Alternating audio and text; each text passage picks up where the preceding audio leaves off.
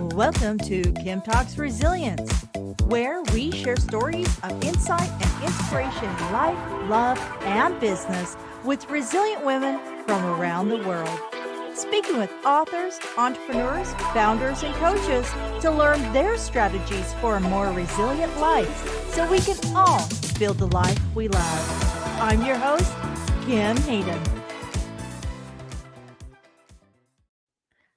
All righty, welcome back. For those of you who are joining us for the first time, welcome to the show. I'm Kim Hayden. I'm always excited to meet new people and to share the story of who they are, the challenges they've gone through for their successes, some insight from their successes, and just keep us all moving forward because it's not easy out there. Like I said, time and time again, women are bootstrapping it. We are making it happen. We are working hard. And, with the evolution and the pivot we've all seen over the last few years, more and more of us have decided to strike out and create our own space, create our own brand and move forward. And these are the stories that will help the person who is just launching. And we can learn from the person who is 2 or 3 steps ahead of us. One of the biggest challenges that we're hearing is how to hire up. Everybody is scrambling for staff and how to keep people. I mean, how to manage them is one piece, right? How do you get that right answer? How do you relay the information you want done? But, you can't even manage somebody if they're not around, if you don't have somebody. And this is pretty much an epidemic in every industry. So having professionals and people who can help manage and connect the dots, it's almost like a dating service, right? So who knew that we would be in this position even just 48 months ago, that we're all scrambling for the best people in our teams. Well, Angela Tate is one of the people who can help connect the dots, help bring people together. And I'm excited that she's here today because I have a lot of questions, because as a brand myself who I am growing, I need to better understand how to not only grow, but sustain, and how to be better at what I do and create a space that's worthy for other people's time. So Angela Tate is an international people's operations strategist with 10 plus years of corporate experience with small to large companies, and mother of 2 living in Phoenix, Arizona. As the founder of Tate Consulting, an HR and recruiting business that empowers leaders to gain back their time, retain employees, and increase profitability by hiring top talent, developing and coaching executives to align with better and organizational skills. So this is really imperative because you don't want to burn the opportunity gifted to you when you do get somebody there, once you get them there. Am I right in understanding that there is really this scramble right now to get people and good Yes. people? Yes, it's a Okay. competitive market. It's a hot market. It's like and people are poaching. Like, they're poaching. I have seen this where it's like, "Ooh, you look really good. You should come to ours. What do I need to do to get you to come to ours?" So, before we dive into that, because this is really important, most female-founded SMEs in North America are less than 5 employees. But Wow. yeah, that's the majority. So if you're going to have less than 5 employees, you have to make sure the other 4 aside from you, are really good, really Yes. good. So before we go there, I'd love for you to share a little bit of who is Angela? Well, I love to connect people, and that is what got me into recruiting. Is you get to meet new people and people that are doing really impactful things in the world. And so being able to connect leaders to other individuals and have them both live in their zone of genius and they're living out their true potential is, what I like to cultivate in my business, in my life. And is this something that's been pretty present throughout, like, what did you go to school for? Like, how did you end up in HR? Because Well, I don't think this is like, I don't think 10-year-old little girls are going, "When I grow up, I'm gonna be in HR." How did you get here? Absolutely. When I was 10, I wanted to be an actress, and that got me down the path to LA and realizing, okay, maybe not an actress. I'll be behind the scenes. I'll be a casting director. And after living in LA for a number of years and graduating in media management, I realized I needed to reevaluate my path. And that's when I came across industrial organizational psychology, because my dad is a psychologist and he brought the name up. And so I started doing classes, and I came across the master's program at Pepperdine in organization development, where I basically get to travel the world and work with these different companies, as well as learn more about how I can improve their business. And I thought, sign me up. This sounds like the perfect opportunity to do everything I love and I'm passionate about. And so that's really what propelled me forward in this path of HR. And after doing, my graduate degree, I started doing workshops and doing virtual coaching, one-on-one, a lot more like life coaching. And then that was in California. And so I moved to Phoenix 5 years ago and thought, I need to expand my network. And I became an executive recruiter and started working more with companies and individuals and pairing the two together. And then a prospective client actually wanted to grow their HR department, and they thought with my background, I could be a good fit. So in 2020, right before the pandemic hit, I went to this new company, a real estate company, in January. A couple months later, the pandemic hit. And so they were really happy they had someone in HR, because before I came on board, the CEO was like, why do we need to hire HR? Not understanding what HR did. And I grew that company 1,000% within 2 years, and was able to grow a team below me, hiring 3 other HR people. And really, we were doing everything in HR, building the foundation. And that's when I really went back to recruiting and realizing my true passion and desire is to be in talent management, where I could be working with people, and especially women and men, but really helping them grow their career path, make more money, have a better title, and just continuing to move up the ladder. And so that's been my why is, how can I continue to push people forward and live out their greatest potential? And that is a great goal. That is a great goal, because you know what? We all need to help each other. I want to actually circle back to something you just said. What is HR? Why? Well, Like, what is it? yes. It's funny you ask that, because the other day I was talking to someone, and we were talking about this. And when you think of HR, a lot of times people think of compliance. And it's Yes. not really something you're fond of. You're like, oh, HR, they're just helping the business. But really, when I think of HR, when you think of HR, yeah, so they are more, people think of it as they are doing whatever's best for the company. But when I think of HR, it's really being a mediator in a company and helping you see both sides of the coin, and really supporting the employees that are at the company, but also the C-suite or leadership, business owners. But there's a lot of things that fall under HR, and it's really people operations, it's compliance, it can even sometimes be payroll, recruiting, bringing people into the company, performance management, employee relations. I mean, there's so many buckets that fall under HR. However, when I was doing all those different aspects for the company, I was happy to be able to hire more people under me, so I could delegate the things that I didn't have strengths in, I didn't like. And that's when I realized my passion for like recruiting, really helping people come to a company, and then the onboard process and helping them grow their career path, and helping management be better leaders for their people. And so there's more retention, there's higher engagement, a really better productivity, which gives more profitability to the company. And at what stage should somebody be looking at HR?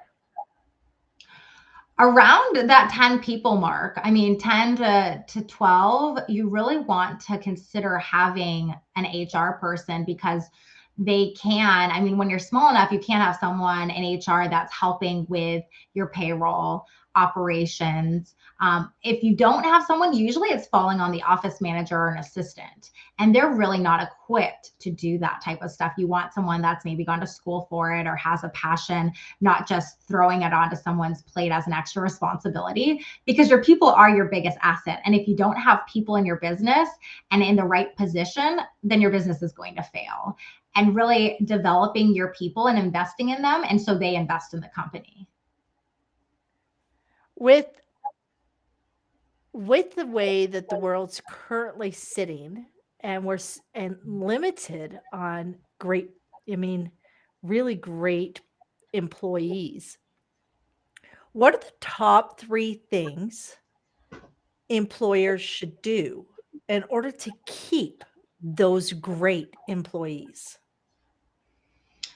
Well, and to define great, right? I think everyone has greatness inside of us. It's really just making sure that those people are passionate when you're put in a position. A lot of times in the interview process, you can tell if someone is just doing a job to make money, or if they really value the mission, the impact that they're going to be contributing to an organization. And so that's what you're really wanting to weed out in the interview process, that there is alignment between the person coming on board and fulfilling a position and what the company is offering.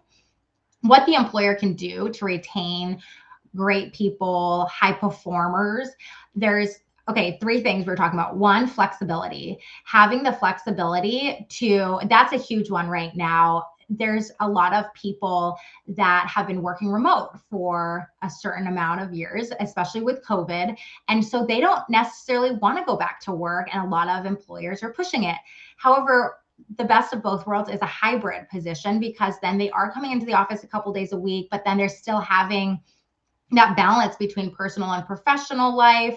They're not maybe commuting as much to work. They created this new lifestyle by working at home 5 days a week. And so slowly getting back into the office or going 100% full speed, that's challenging. And so having the flexibility to work with your employees says a lot about your company.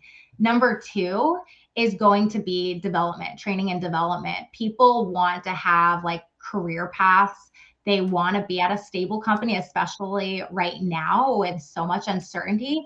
If they know that you're investing in them, you're training them to continue moving up in the company and grow, which means that they could still be an individual contributor and just have an opportunity to make more money, or have a team, go into a leadership position, whatever that may be. You're asking those questions, you're having the conversation to know what are their goals and how can I support you in getting there?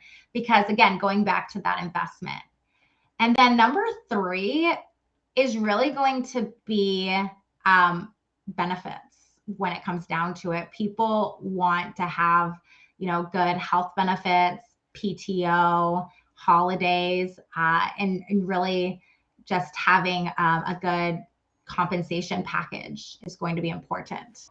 We've talked a lot about what's in it for the employee, but let's switch this dialogue to the employer. What resources are out there to support the employers, either in developing their educational programs, uh, it could be communication applications, anything along those lines. What are you seeing that's helping employers be the best employers they can be? What are the resources out there that you're seeing? Well, depending on your company's size, I mean, there is the Small Business Bureau that does have different resources and support. You can lean on different networks that can also be a resource. Talking to different colleagues that are in the same type of industry, other business owners, and finding out what their best practices are, leaning on them, and maybe having some type of partnership where you're doing something that you're doing well, and they're doing something, but just leaning on others in your network. That's a great question. And I'm sure there's other things out there, but I think it's really looking internal of, how can you utilize the people that are with you and ask them how.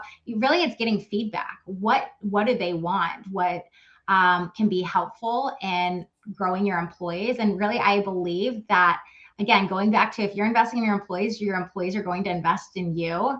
And taking the time to get feedback, to constantly be learning and growing as an organization, as a business owner. How can you continue to be better?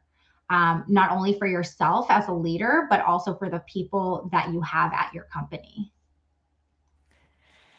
And you mentioned through the executive coaching and developing out these engagements, creating better leaders. Mm-hmm. What is, I know that we always do like training exercises or, retreats or different things to help people become better leaders. Over the course of your career in doing this, what's kind of a unique story or something that was really like, wow, that stood out, that is kind of a piece of one of the tools in your toolbox? Of a great leader, or Yeah, building yes. great leaders.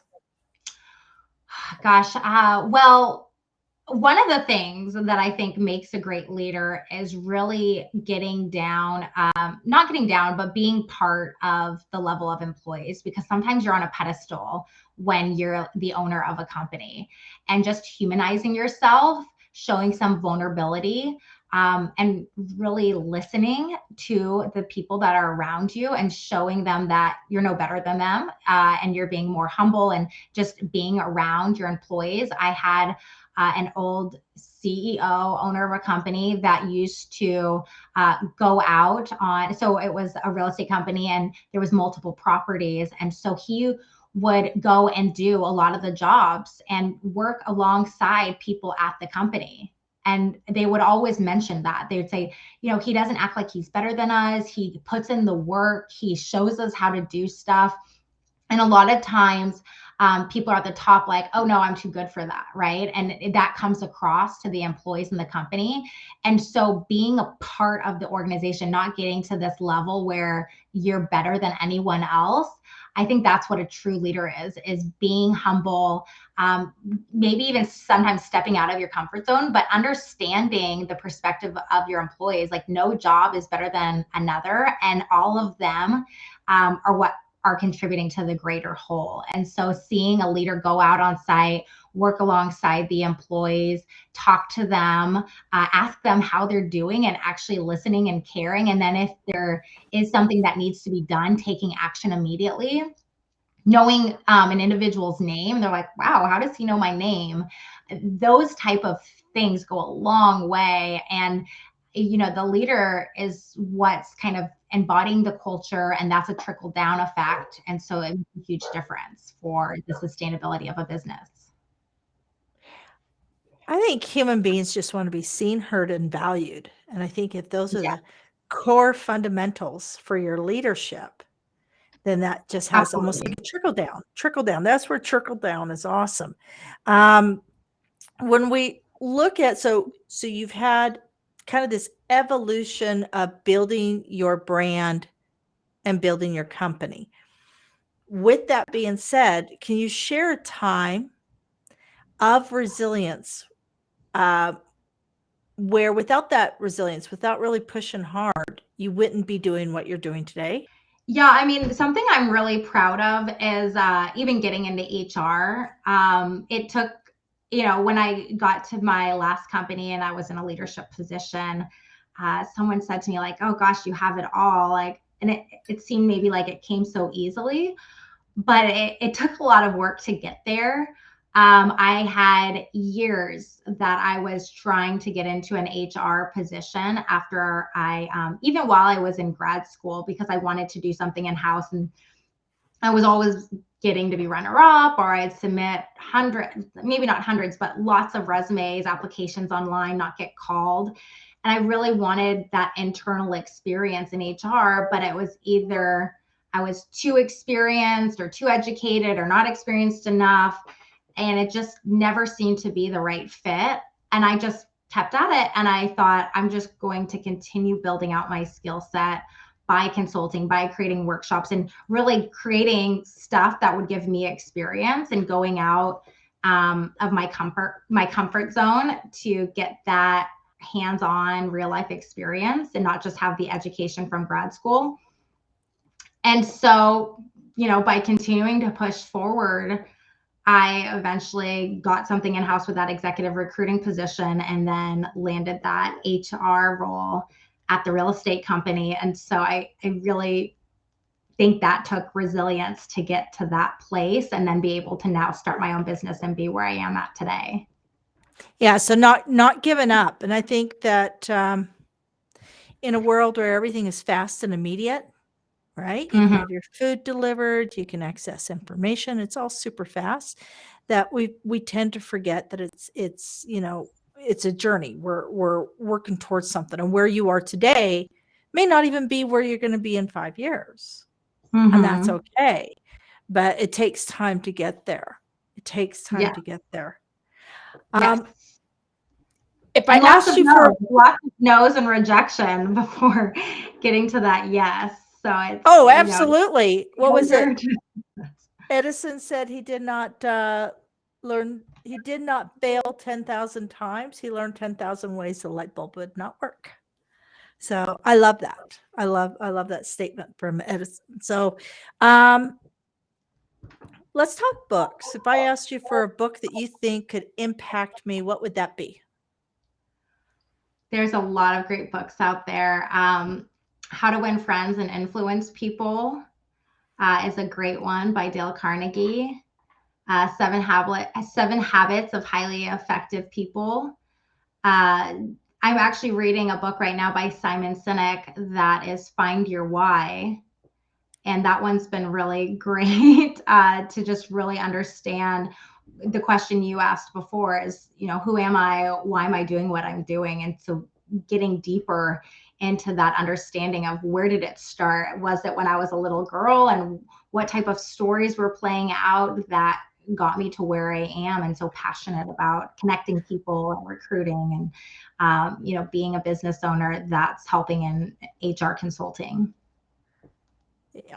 Nah, that's a good one. Simon Sinek. I mean, those are all great books. Those are all great books. And I think so when it comes to reading and such, you know, how do you feed your soul? Like is it the through reading? Is it taking walks? Like how do you feed your soul to keep moving forward?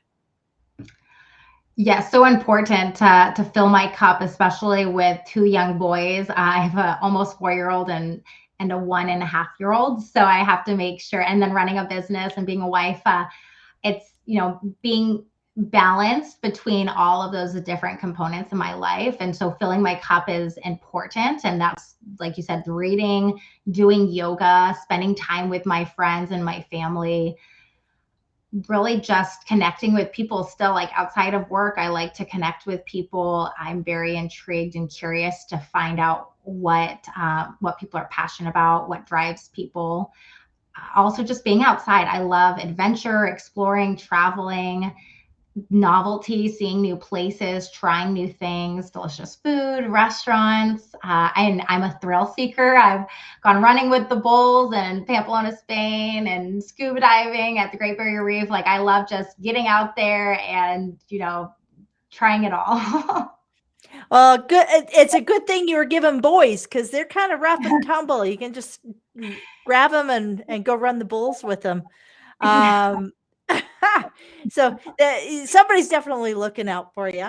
Not saying that girls can't. I need to be politically correct here. Not saying that girls can't. It's just that boys seem to be a little more durable when they're little, right? They're Yes, yeah, little, yes, definitely. They yeah, fall down and get right back up, and I'm like, oh, okay, you're not hurt. Okay, I'm good with it then. yeah, yeah, exactly. Um, where can people find you, follow you, and engage with you? Yes. Well, you can always find me on LinkedIn posting something about HR. So Angela Tate, and it's Tait. You can also find me on Instagram, which is Tate, Tait _ consulting. And then if you want to go to my website, it's tateconsultingllc.com. And any of those platforms, you'll be able to reach out, connect with me, and I would love to hear from you. And if you are looking to hire, I am offering a 5% discount on my recruiting services for anyone that mentions this podcast. You say, Kim talks, and I will offer that 5% off for recruiting services. And then I also do one-on-one business coaching, and I would love to give you a free audit of where you're at, assess your business, maybe opportunities of improvement with onboarding, recruiting, anything in that talent acquisition, talent management space. I'll give you a free audit and kind of look at what you're doing today and areas for improvement. Excellent. Excellent. Free audit sounds great. Because growth can be painful. We have all heard growing pains. So growth can be painful, but it doesn't always have to be as painful, right? It doesn't have to be painful. You can align, you can get the right bench of people. Align your bench, right? It's just like you Yeah. stack your A team, you gotta go win the game. Get the right people in the right space, have them help you. And make sure you're laying the foundation. I've seen a lot of business, it's a well-known statistic that most startups fail within the first 18 months. And that's because they're not laying the right structure and foundation to help their people succeed. Yep, absolutely.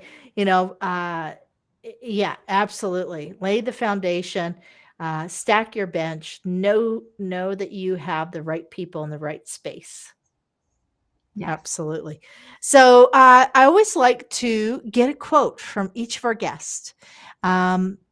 Reason being is life is hard, business is hard. Some days you don't have that extra little oomph in you, and we got to borrow somebody else's great thought or somebody else's great quote. Can you share your quote and why that quote resonates with you? Well, the quote that comes to mind is "Life is an adventure or nothing" by Helen Keller. I'm hopefully quoting that right, but mentioning how I'm a thrill seeker and I love adventure, I believe every day I'm going into an adventure and have that intent. And usually the day is an adventure, good or bad, and I roll with the punches and it seems to flow and go, and I'm happy with it. Excellent. And Helen Keller, like there is a success story. And I know that was, I mean, you're quite a bit younger than me. And did they teach about Helen Keller in school when you were in Yes, school? they Awesome. did. They did. Awesome. Hopefully they're still teaching about her. Yeah, hopefully they are because that like just the reality is it's actually easier than you think. It is easier than you think. We sometimes in our head make things so big and so insurmountable and so scary. And the reality is if you just get the right people working around you and you lay your foundation, like what Angela said, it's not nearly as hard. It's not nearly Mhm. as scary. So, and that's what we can all learn from Helen Keller is, it just takes the right people around you to see the true potential of what you're building. Live in messy action, and it's just instead of eating the whole elephant, just try to start with its tail. Yep. One bite at a time, baby. That's all you can do. All right. I love that. Stay in messy action. I love that. It's all right. Love the mess. Um, I haven't said this for a few podcasts, so I am going to throw it out there. Do not wait for perfection. Be in progress because perfection, the definition of perfection is nowhere left to go.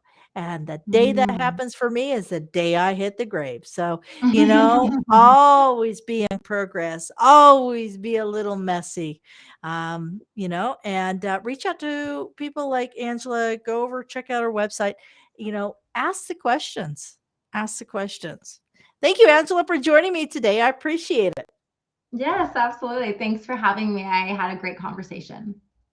Awesome. Okay, folks, until next time, be good to yourself. Thank you for joining us here today at Kim Talks Resilience.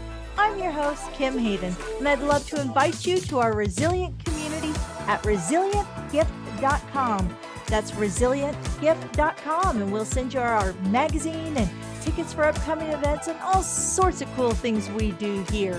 So be sure to keep watching, and you know what? Don't forget to like, subscribe, comment, and share, because we all know that sharing is